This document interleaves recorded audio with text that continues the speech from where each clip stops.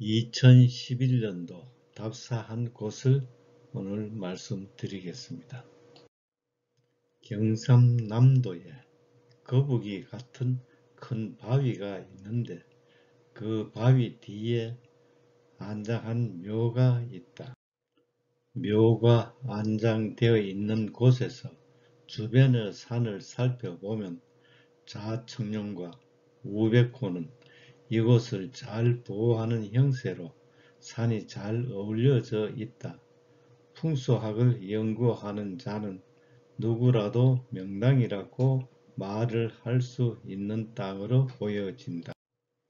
묘 뒤에서 전면을 보면 안산도 잘 이루어져 있으며 묘 좌측 바로 앞에 사각의 큰 바위가 있고 우측 묘 앞에는 거북이와 같은 큰 바위가 있는데 주변 산과 거북이 바위를 보고 지가는 대명당이라고 하면서 제어를 하였을 것이다.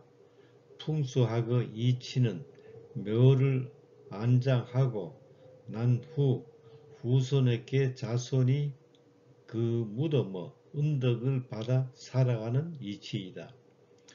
묘를 제어를 하고 난 후 증손자 또는 고손자가 발복을 받으니 자손이 은덕을 받아 살아가는 것을 알려면 약 30년 또는 40년의 시간이 소요된다. 요즘은 100세 시대가 되었으니 생전에 확인이 가능해졌다. 풍수에 대하여 연구하려면 여러 가문의 4대의 무덤을 살펴보고 후손이 살아온 내력으로 연구하여야 하기 때문에 어려운 학문이다. 묘 주변을 보면 제열하였던 흔적이 여러 군데 있다. 요즘의 일부의 풍수는 명당의 혈지를 알지도 못하면서 명당이라고 하여 안장하여 주는 예가 많이 있다. 후손이 어떻게 살아가든 무책임하게 풍수 행세를 하고 있는데 그 지간의 후손은 반드시 벌을 받을 것이다. 제가 이곳을 답사한 결과를 말씀드리겠습니다. 이곳 혈지는 자청룡과 우백호, 안산, 내령은 좋으나 파구가 인신사예파에 해당되어 있으니 장손이 절손되는 터라고 하겠습니다. 풍수학 서적에 인신사예파는 장손이 절손된다고 기록되어 있음에도 지관들은 말로는 황천살과 인신사예파에 제열하면 아니된다 하면서도 잘 확인하지 않고 제열을 하고 있는 것이 현실이다. 이곳 무덤 앞 우측에 거북이 같은 큰 바위가 있고 좌측에는 사각 비슷한 큰 바위가 있으니 이 같은 바위와 주변의 산의 형세를 보고 대명당이라고 하면서 제열을 하였을 것이다. 이곳에서 여러 사람이 지간의 말에 따라 대명당이라고 하니 부모님을 안장하였을 것이다. 우리나라는 장손이 잘 되어야 가정이 융성하여진다고 하여 옛날부터 장손 위주로 가문을 이루어 가는 것이 사실이다. 우리나라 장례법은 부모가 돌아가시게 되면 제사를 모실 때에 제주잔을 장손만 올리고 차자들은 제주잔을 올리지 못하였으며 장손이 없을 때에 차자가 제주잔을 올릴 수 있다. 풍수학을 연구하는 자는 많은 연구를 하여 사람들에게 피해를 주지 않기를 부탁드립니다. 황천살에 안장되어 있는 묘를 한번 살펴봅시다. 경기도 어느 산에 묘가 있는데 비문을 보면 오위 도청관과 정부인 심평한시 합장한 묘가 있는데 관리를 하지 않아 흉물스럽게 보여지고 있다. 이곳에 안장할 때에는 아마도 대명당이라고 하였을 것이다. 또한 직관이 대명당이라고 하니 많은 사람들에게 대접을 하고 장사를 하였을 것으로 보인다.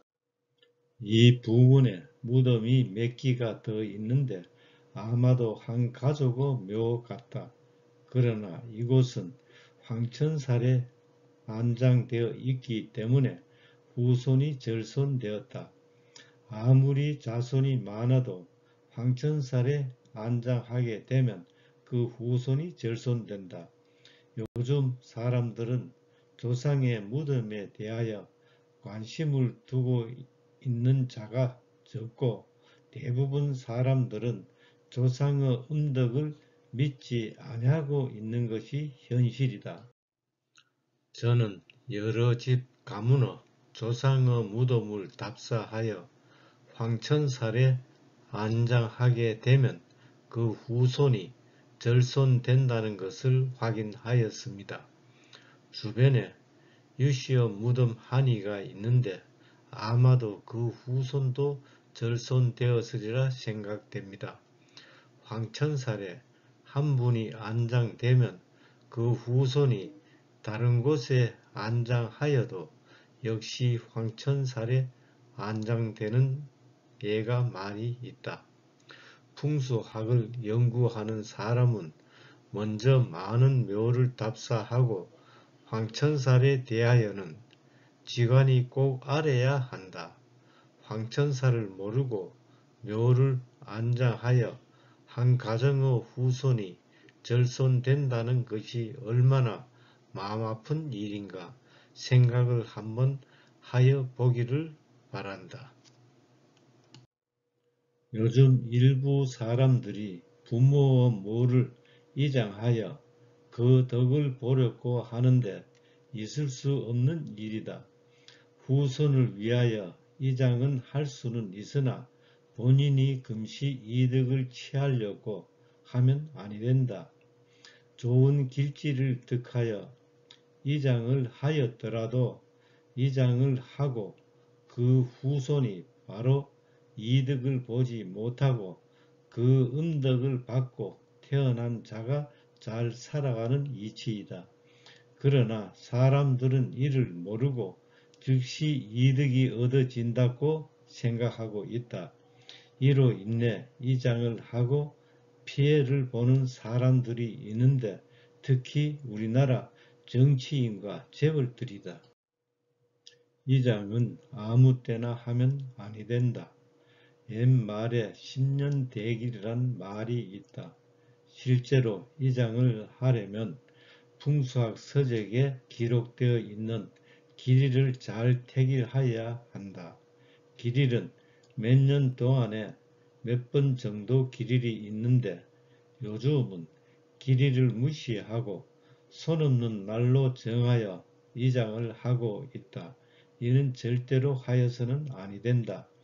실제로 이장을 하고 이득을 보지 못하고 피해를 본 사람들이 많이 있는데 풍수 연구하는 사람들은 이장하려는 곳을 여러 번 답사를 하여 길이를 택하여 결정하여야 할 것이다.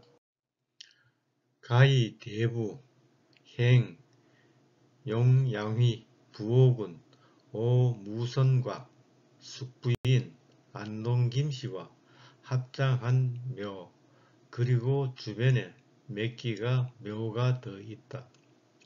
아마도 한 가족의 무덤으로 보인다. 묘 상석은 크고 웅장하게 설치하였으나 지금은 후손이 없으니 이와 같이 흉하게 되어 있다. 아마도 그 당시는 대명당이라고 하여 안장하였을 것이다. 그러나 이곳 역시 황천살에 안장되어 있으니 절손되는 것이 당연한 이치이다. 당시 직관이 조금만 잘 살펴보고 제어를 하였으면 이러한 일이 없었을 텐데 마음 아픈 일이다. 황천살은 풍수학 중에 제일 무서운 법이다. 요즘도 황천살에 안장되는 일이 주변에 많이 있다. 풍수학 연구하는 사람에게 한 말씀 드리자면 공자가 제자에게 알려주려던 말에 아는 것은 안다고 하고 모르는 것은 모른다고 하는 것이 곧 아는 것이다 라고 하였습니다. 그러나 우리나라 현실은 본인이 모르는 것을 안다고 하거나 혈처를 보고 자신이 아는 대로 말을 해야 하는데 그 가문이 좋거나 부자이면 그 조상은 명당에 안장되었다고 하니 뭐라고 말을 하여야 할지 답이 없는 것 같습니다. 황천살에 안장하게 되면 한 집의 후손이 절손된다. 수백 년 또는 수천 년 이어져 오던 가문이 절손되면 그 얼마나 가슴 아픈 일인가. 지관들은 다시 한번 생각하여 주시기 바랍니다. 지관이 실수하여 여러 사람이 피해를 보고 있는 것이 현실이다. 사람들은 대부분 풍수에 대하여 통달한 자를 만나기가 어렵다.